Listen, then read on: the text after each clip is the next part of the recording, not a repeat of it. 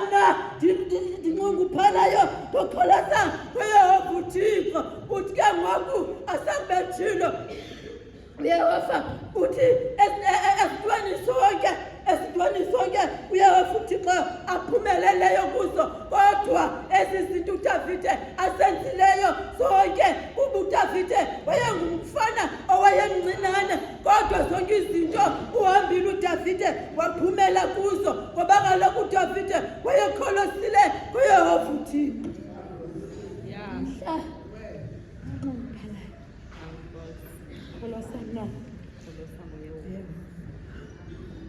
Sithi sakwenzeka bazali bam ezi zinto ezibuhlungu, ungengathi loYehova uThixo akakho.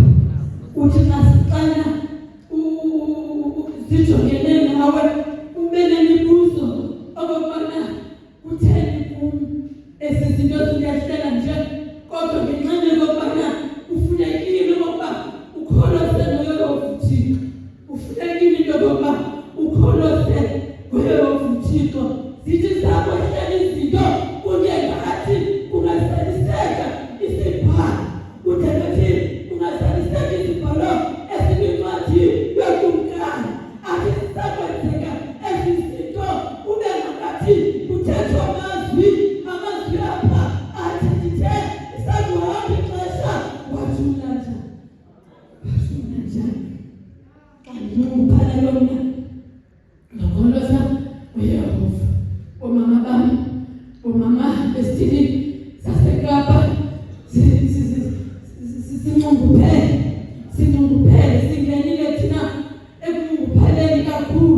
Yona loo nto leyo ifuna into yokubana masingasuki kuYehova uThixo, ngoba kaloku uba ngaba sizawusuka kuye sizawubheka phi na, sizawubheka kwaliphi na icala. Kodwa ndirhalela ukuthi namhlanje apha mntu ngamnye ezi zinto ziyasehlela bazali, ziyasehlela ezi zinto zitinxunguphalise amupresidenti, ndinxunguphele nalo mzuzu, ndinxunguphele nalo mzuzu, ngoba kwimizi esingena kuyo sithi safika kule mizi sibone into yokubana ungafani into yokuba wena uhleli apha usendisini kanti awuyazi ngokuba yintoni le uhleli nayo kwimizi esihlala kuyo.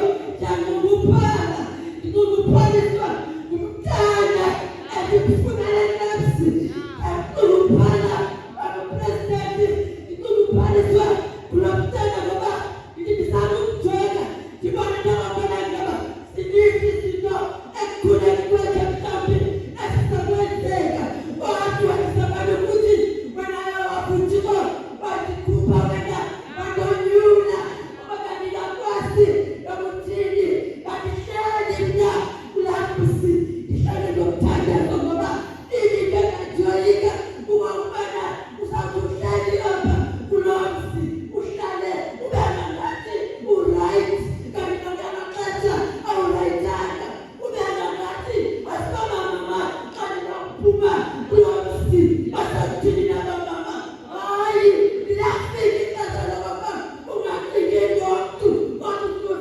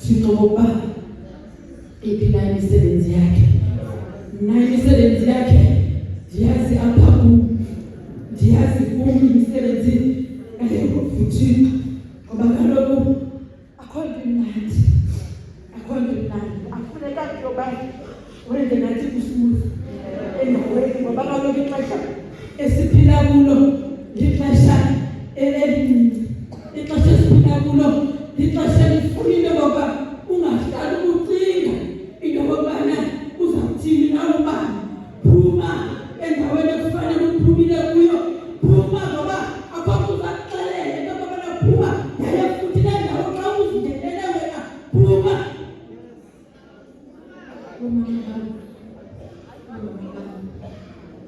ndikhalela ke ngoku xa ndizabiyeka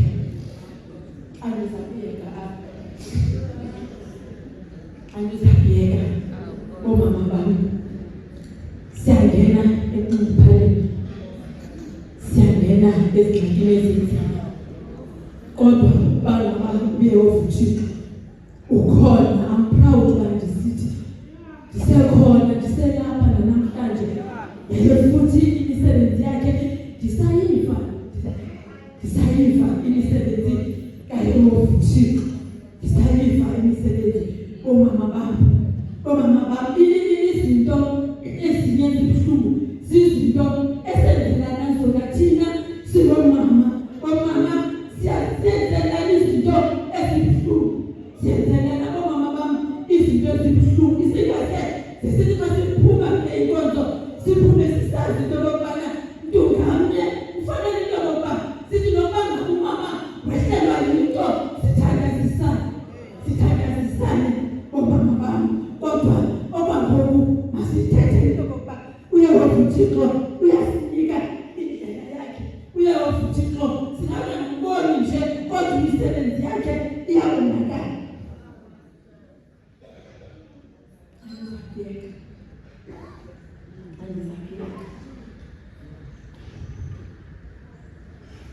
Mama, President, angizakwehla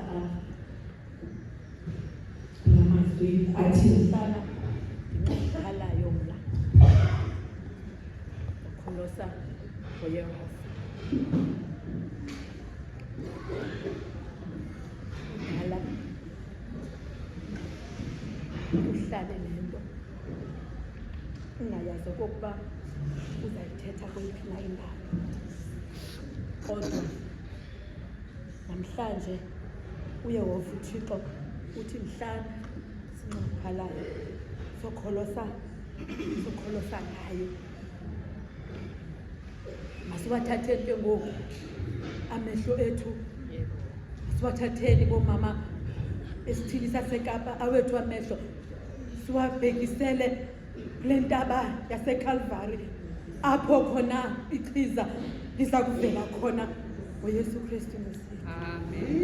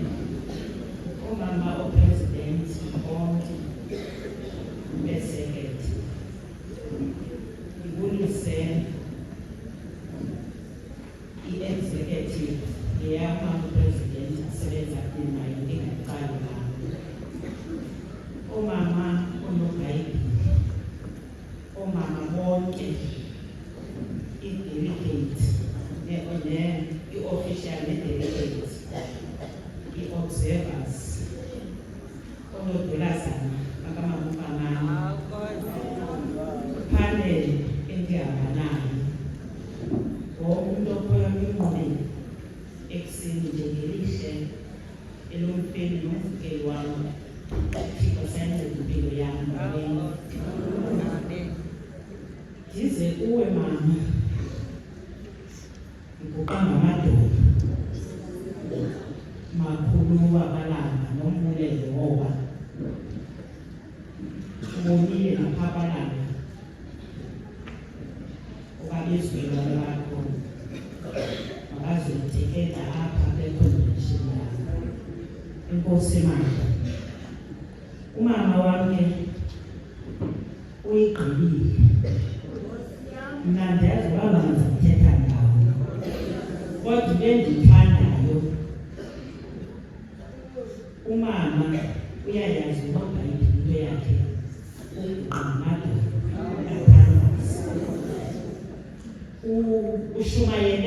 washumayelela ngoba mandilele mna kodwa ngenxa yoba umama ethi mandizonwaphanfaqethathi kwelizwi mandiguquke ekuseni nje lethula kwelizwi elikwencwadi yendumiso 56 inantsika ethethayo uqolo othethayo mhlana ndinonguphalayo ndikholose ngawe elike lilizwi lanamhlanje. Uthixo bongawo, uthixo msomandla makalisibelele lisafunda nje ngoku nangonaphakade. Amen. Ndindaphindwa nale lizwi ke mama, suke ngoku ndangazi noDavid. Umama ngoba mcacisela apha ngoDavid uthi qatha into encinci yoba enyanisweni sizikhwaza ezi zinto xa siphakwa singazazi iimini zazo kuba zithini. Njengemculo sigqiba ucula apha sicula xa sisesikolweni, sasicula siloboloza singazibonanga iimini zeculo xa zithini, sasingazi uThixo ngemini uzawusinothula ekudeni azokusibeka enkonzweni yakhe. Uthi nomchaza ke ngoba umama uDavid umvelele kona zonke. Le nto ndithi nakhona ndizayithetha apha, but into endiyithandayo njengoba umama ebesichazela ngoDavid, uthi uDavid wabizwa ekude namadina kaThixo. Yabe uDavid wayengalindanga kubizwa, uDavid wayenyamezele yayikwabisiba nje njalo. Athatha umama athethe izinto ebesibe basiyazixabisa ngoDavid njengomama bangolwesine asibelanga thina singene kamnyama. Uthi masiphume kamnyama ayisifuni thina ento masithetha apha masinobole ngoDavid. Ndithanda ukuthunywa komntu othunywa baba uJese ethunywa kuloDavid. Uthunywa umntana uThixo izinto zakhe azenzayo uzenza ngendlela yakhe. YakuThixo wenza izinto zakhe ngexesha elithandiweyo. Uthunywa umntana womntu owayengajongelwa ngantweni nomama owayengaziwa into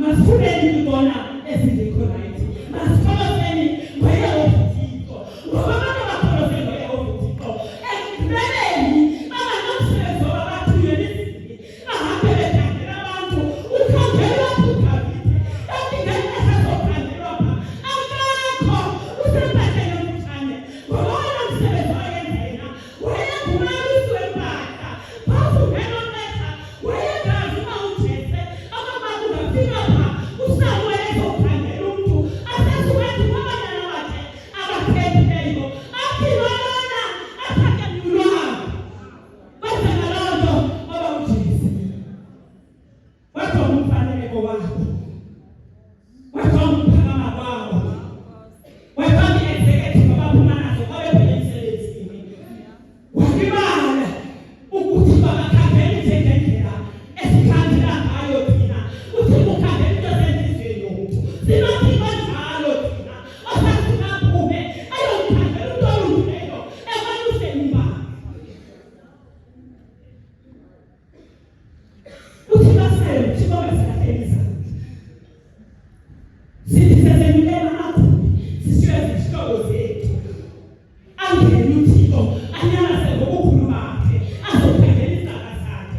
Yona baba siyalezwa uzona siphule ekoloseni ngezinto zelizwe, ngoba izinto zelizwe asisenzeli nto, yabotshomi belizwe ngaba bajika bezinto zokuhlekisa ngathi. Masiphuleni kwezo zinto, masithina sibona amabambolo esinye amama baneengozi zabo, uzona sinamatheleni ezingozini zethu sikhangela uba balokathini. Umntu othandela uba balokathini uthi chu nakayambekile. Umntu othandela uba balokathini akaziphulaphuli zonke into ezithethwayo. Umntu othandela uba balokathini uyathobeka, kuthiwe ngoku mama ububhaqwe apha asasuka athi mama ibingenzino obebhaqwe apha angeni kumama lelobushushu bathi mama ubhaqwe endaweni makangeni kumama lelobushushu. Uthi mama abantu abakhetha uba balokathixo basusa amadoli ababekhonzwa abanedoli umama uyabancamaza, uthi basuka baphuma igalo yawuphuma ngefestire ngoba abantu bahlelendele ezingalunganga. Uzama uthi mama masehlukane neengoma ezingalunganga.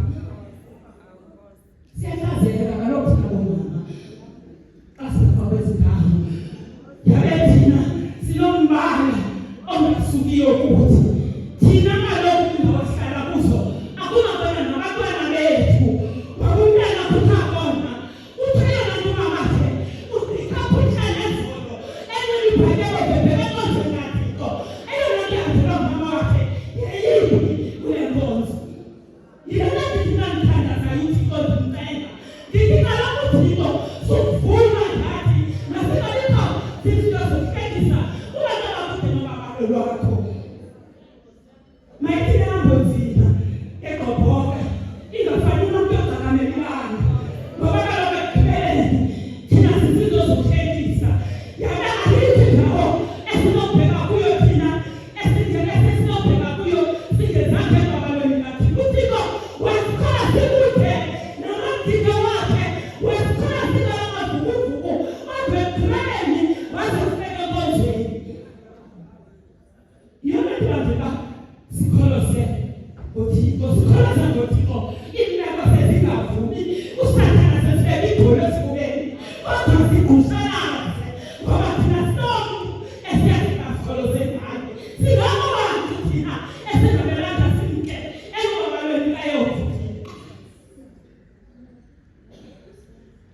Ekugqibeleni mahumba manje sinaluthixo thina simbulele ngoba nangoku sigcwelisa apha amama esasithula sihamba nabendleleni ayombeka amadakeni abanye amama esasihamba nabo abethe iCOVID